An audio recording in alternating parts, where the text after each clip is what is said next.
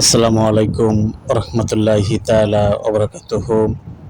Welcome back to my channel. প্রিয় ষষ্ঠ গণবিজ্ঞপ্তি প্রত্যাশী ভাই বোনেরা, আপনাদের জন্য এই গুরুত্বপূর্ণ আপডেটটি নিয়ে আসা হলো। আপনাদের এই গুরুত্বপূর্ণ আপডেটটি সম্পূর্ণ দেখতে হবে, কারণ এর মধ্যে অনেকগুলো তথ্য রয়েছে।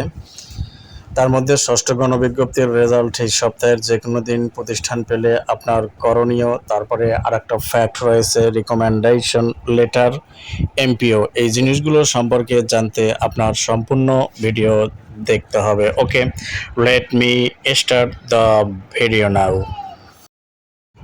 ষষ্ঠ গণবিজ্ঞপ্তির রেজাল্ট এই সপ্তাহের যে কোনো দিন, তবে এখানে আরেকটি ক্লু রয়েছে।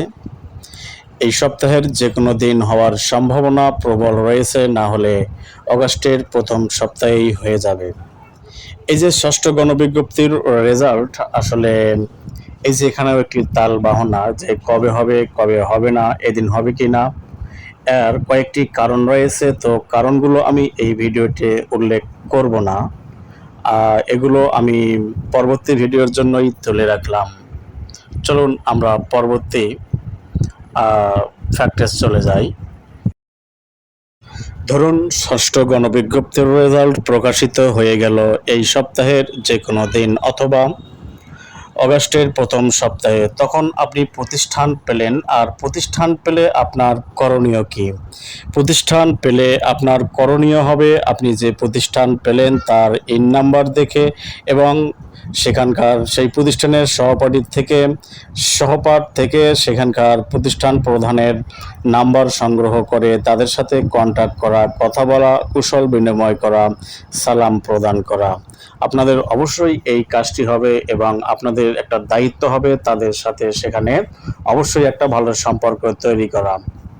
তারপরে আপনারা এই কাজটিও করবেন যে যেহেতু আপনি প্রতিষ্ঠান চিনে গেলেন, পেয়ে গেলেন, আপনি অবশ্যই তার পরের দিন অথবা 2-1 দিন পরে তাদের সাথে গিয়ে অবশ্যই দেখা করে কুশল বিনিময় করে আসবেন। এটা আপনার একদম দায়িত্ব হয়ে যাবে। প্রিয় ষষ্ঠ গণবিজ্ঞপ্তি প্রত্যাশী ভাই বোনেরা, এখানে আপনারা দেখতেছেন রিকমেন্ডেশন লেটার। এটা লেখার কারণ হলো, এটা আমি দুইটা দিক তুলে ধরবো। তার হলো, যখন আপনারা প্রতিষ্ঠান পাবেন তখন আপনাদের কিন্তু এই রিকমেন্ডেশন লেটারটা দেওয়া হবে, আর যখনই দেওয়া হবে তখনই আপনাদের যোগদানের জন্য আপনারা সেখানে অবশ্যই যাবেন। এটা না পাওয়া পর্যন্ত আপনারা সেখানে যোগদান করতে পারবেন না।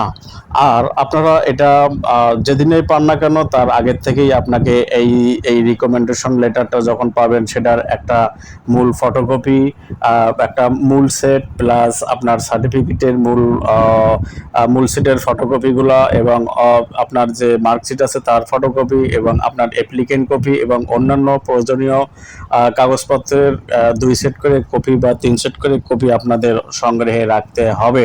কারণ প্রতিষ্ঠান যখন আপনাদেরকে রেকমেন্ডেশন লেটার দেবে তখন এই রেকমেন্ডেশন লেটার সহ এই সেটগুলো সহ সেখানে গিয়ে যোগদানের দিন তাদেরকে প্রতিষ্ঠান প্রধানদেরকে একটা দিয়ে আর আরেকটা কপি আপনাদের কাছে রাখতে হবে। এটা অবশ্যই আপনাদের করতে হবে। তারপরে আসি এমপিও, মান্থলি পেমেন্ট অর্ডার, মাসিক বেতন আদেশ। তার মানে আপনাদেরকে অবশ্যই রিকমেন্ডেশন লেটার পাওয়ার পরে যখন যোগদান করবেন, যখন যোগদান হয়ে যাবে, অবশ্যই আপনারা তাদেরকে বা প্রতিষ্ঠান প্রধানকে অথবা অ্যাডহক কমিটিকে ম্যানেজ করে আপনাকে অবশ্যই 2-1 দিনের মধ্যে আপনারা যদি ওই মাসে আবেদন করতে পারেন, তাহলে যদি জোড়া বা বেজোড়া মাস যাই হোক না কেন আবেদন করার কোনো ক্ষেত্র থাকলেই আপনারা অবশ্যই এমপিওর জন্য আবেদন করবেন। নয়তোবা আপনারা যদি ওই এমপিওর আবেদনের অর্থাৎ 1 থেকে 5 তারিখের মধ্যেই করতে হয়, যদি কোনো কর্মে মিস হয়ে যায় আপনাদের একটা মাস চলে যাবে পরবর্তী স্কুলের জন্য বা কলেজের জন্য 2 মাস, আর মাদ্রাসা প্রতিষ্ঠান স্কুল পর্যায়ে হোক বা কলেজেই হোক সেগুলোর জন্য 1 মাসের জন্য আপনারা পিছাই যাবেন এমপিওর জন্য। আর এটা আপনাদের এই জন্যই করতে হবে কারণ আপনারা এর এরিয়া বিল পাবেন না, যেটা বিগত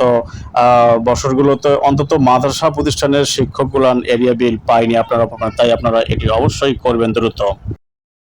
ওকে, ভিডিওটি এখানেই রাখতেছি। ভালো থাকবেন, সুস্থ থাকবেন, আল্লাহ হাফেজ। আর সবাই যারা আবেদন করেছেন সবার জন্য চাকরি হয় এটাই প্রত্যাশা রইল। ওকে, আসসালামু আলাইকুম রহমতুল্লাহি তাআলা ওয়া বারাকাতুহু।